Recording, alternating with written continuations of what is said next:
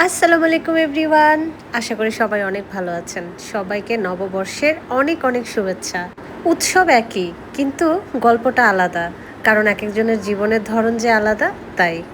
অনেকেই অনেক রকম সাজে সেই সকাল সকাল বের হয়ে পড়েছে।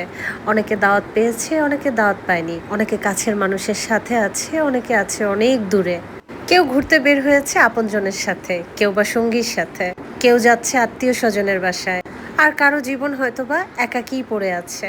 ওই যে শুরুতেই বললাম, উৎসবটা এক হলেও গল্পটা কিন্তু আলাদাও হতে পারে।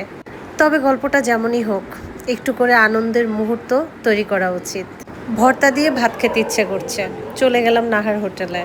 নাহার হোটেলে আমি কখনো ভর্তা ভাত খাইনি, তাই আজ প্রথম ওদের খাবারটা ট্রাই করব। সাদা ভাত আর সাথে ছিল বেশ কয়েক আইটেমের ভর্তা, আর ছিল চিংড়ি আর রোস্ট। স্বাদ ছিল একদমই ঘরোয়া, আর ভর্তাগুলোও ছিল বেশ মজার। খাওয়া দাওয়া শেষ করে তো চা খেতেই হবে। লাল চা খাওয়া শেষ করে চলে যাব খুব আপন একজনের সাথে দেখা করতে।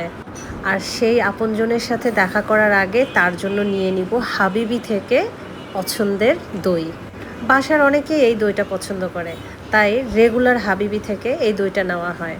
মিষ্টি কিছু যেহেতু খাওয়া হয় না, তাই আমরা কেউ মিষ্টি দইটা খাই না। হাবিবিতে একটা টক দই পাওয়া যায়, সেটা খুবই মজার। যে আপন মানুষটাকে দেখতে যাব, সে আবার এই দইটা খুব পছন্দ করেছে, তার জন্যই এই হাবিবি থেকে দইটা নিয়ে নিলাম। সব মিলিয়ে বৈশাখীটা ভালো কেটেছে। আপনাদের কেমন কাটলো কমেন্টসে জানাবেন। দেখা হবে নেক্সট ভিডিওতে। আল্লাহ হাফেজ।